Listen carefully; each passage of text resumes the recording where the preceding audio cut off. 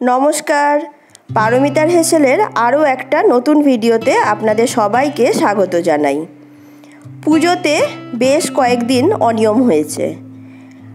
বাইরে প্রচুর তেল মশলাযুক্ত অস্বাস্থ্যকর খাবার খাওয়া হয়েছে। আসলে কি বলুন তো, মা দুর্গা তো একবারই আমাদের কাছে আসে, আর আমরা সারা বছর তার অপেক্ষায় থাকি। তাই পুজোর সময় আমরা কোনো নিয়ম মানি না। বাইরের বিরিয়ানি, ফুচকা, মোগলাই, চাইনিজ বেশ ভালো লাগে খেতে। আসলে বাইরের খাবার না খেলে মা দুর্গাও ভীষণ রাগ করেন, তাই তাকে তো আর রাগানো যায় না। তাই আজকে ভাবলাম একদম ঘরোয়া সাধারণ কিছু রান্না করি। আজকের রেসিপি সাধারণ হলে কি হবে, খেতে কিন্তু অসাধারণ। আপনারা দেখতে থাকুন, আশা করি আপনাদেরও পছন্দের রেসিপি এটা। প্রথমে 1.5 কাপ মসুর ডাল বেশ ভালো করে অনেকবার জল চেঞ্জ করে করে আমি ধুয়ে নিয়েছি। সসপ্যানের মধ্যে জল গরম করে এবার ডালটা আমি সেদ্ধ করে নেব। দেখুন, ডাল সেদ্ধ হওয়ার সময় ওপরে কেমন সাদা ফেনা ভেসে উঠেছে। এই ফেনাগুলো আমি কিন্তু ফেলে দেব। ডাল সেদ্ধ হওয়ার সময় আমি এখনও কোনো রকম লবণ বা হলুদ ব্যবহার করিনি, শুধুমাত্র ডালটাই সেদ্ধ করে নিচ্ছি। ডাল অর্ধেক সেদ্ধ হওয়ার পরে আমি অ্যাড করে দিলাম 3টে চেরা কাঁচা লঙ্কা আর স্বাদ মতন লবণ। 2 থেকে 3 মিনিট সময় ধরে এবার ডালটা ভালো করে সেদ্ধ করে নেব। মসুর ডাল সেদ্ধ হতে খুব বেশি সময় লাগে না, খুব তাড়াতাড়ি তৈরি হয়ে যায় আর খেতে হয় অসাধারণ। দেখুন, ডালটাও প্রায় সেদ্ধ হয়ে গেছে। এবার আমি এর মধ্যে দিয়ে দিলাম খুব সামান্য হলুদ। একটা বড় টমেটোর অর্ধেকটা টমেটো আমি অ্যাড করে দিলাম। খুব ভালো করে মিশিয়ে নিলাম। আরও 1 থেকে 2 মিনিট আমি রান্না করে নেব, ডালটা সম্পূর্ণ গলে যাওয়া পর্যন্ত। আশা করি দেখে বুঝতে পারছেন ডালটা সম্পূর্ণ গলে গেছে। এখানে আমি হলুদ ব্যবহার করেছি, আপনারা চাইলে হলুদ স্কিপও করতে পারেন, তাতেও অসাধারণ লাগবে খেতে। কড়াইয়ে সর্ষের তেল গরম করে নিয়েছি। আমি এখানে 1 চামচ সর্ষের তেল দিয়েছি। দিয়ে দিলাম 2টো শুকনো লঙ্কা, 1/2 চামচ কালো জিরে আর 1/2 চামচ পাঁচফোড়ন। পাঁচফোড়নের মধ্যে কালো জিরে থাকে, তাও আমি আলাদা করে 1/2 চামচ কালো জিরে দিলাম। এতে গন্ধটা খুব সুন্দর হবে। বেশ কিছুটা কুচানো রসুন দিলাম। খুব ভালো করে এবার ফ্রাই করে নেব। গ্যাসের ফ্লেমটা এই সময় অবশ্যই লোতে রাখবেন, তা না হলে রসুন পুড়ে যেতে পারে। দিয়ে দিলাম একটা মিডিয়াম সাইজের কুচানো পেঁয়াজ। পেঁয়াজটা যাতে তাড়াতাড়ি ফ্রাই হয়ে যায়, এখানে আমি 1/2 চামচ লবণও অ্যাড করলাম। এবার বেশ লাল করে পেঁয়াজ আর রসুন ফ্রাই করে নেব।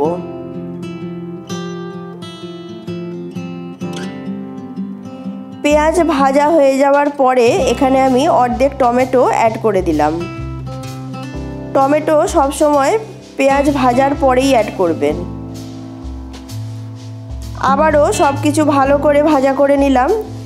এবারে এখানে দিয়ে দিলাম সেদ্ধ করে রাখা মসুর ডাল।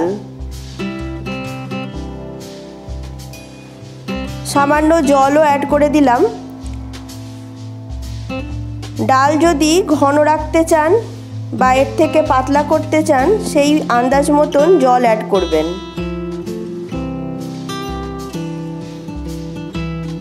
স্বাদ মতন এখানে আমি একটু মিষ্টি অ্যাড করলাম আর দিয়ে দিলাম বেশ কিছুটা কুচানো ধনেপাতা। এবার ডালটা খুব ভালো করে 4 থেকে 5 মিনিট ফুটিয়ে নেব। মসুর ডাল একটু সময় নিয়ে যদি ফোটানো হয় তাহলে এর স্বাদ কয়েক গুণ বেড়ে যায়।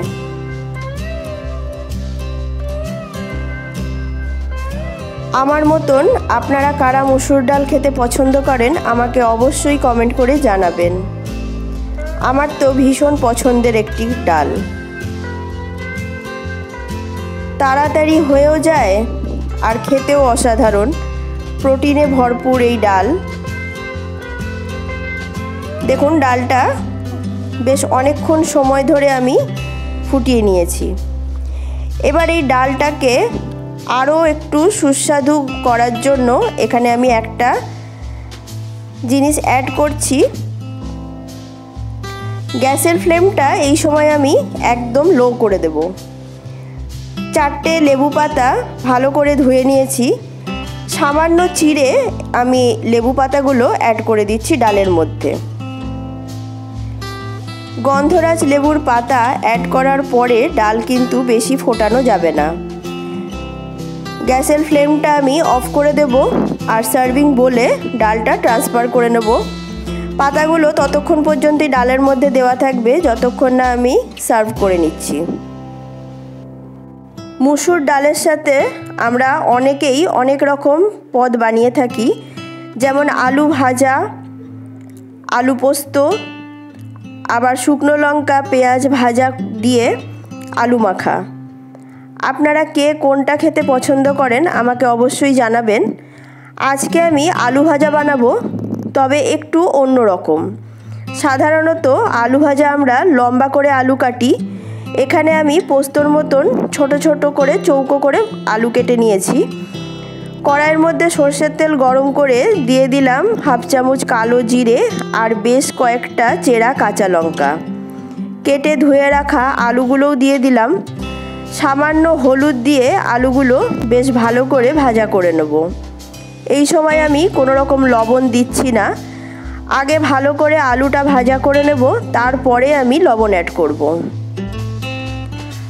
আমি ঢাকনা দিয়ে আলুটা ভেজে নিচ্ছি যাতে আলুটা তাড়াতাড়ি ভাজা হয়ে যায় আর তার সাথে আলুটা সেদ্ধও হয়ে যায়।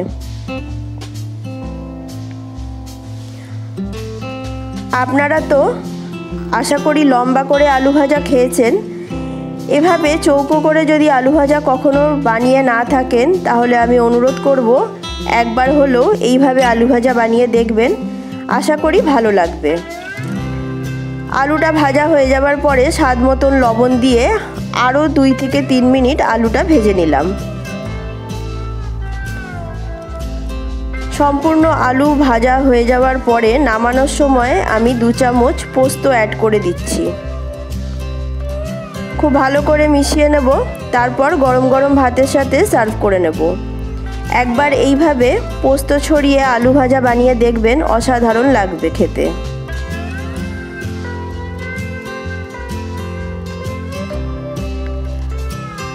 গরম ভাত, তার সাথে লেবু পাতা দিয়ে পাতলা মসুর ডাল, পোস্ত দিয়ে আলু ভাজা আর গন্ধরাজ লেবু, আর কি চাই। এই রেসিপির কাছে মাছ মাংস সব ফেল হয়ে যাবে, সেরার সেরা এবং খেতে অমৃত। আপনারা কারা এই রেসিপি পছন্দ করেন আমাকে অবশ্যই কমেন্ট করে জানাবেন। আমার চ্যানেলে নিত্য নতুন রেসিপি দেখার জন্য চ্যানেলটি সাবস্ক্রাইব করে পাশে থাকা বেল আইকনটা প্রেস করে দেবেন, তাহলে আমি যখনই নতুন কোনো রেসিপি আপলোড করব সবার আগে নোটিফিকেশান আপনাদের কাছে চলে যাবে। তাহলে আজকের মতন আমি আসি, আপনারা সবাই ভালো থাকবেন, সুস্থ থাকবেন। দেখা হবে আবার নতুন ভিডিওতে। নমস্কার।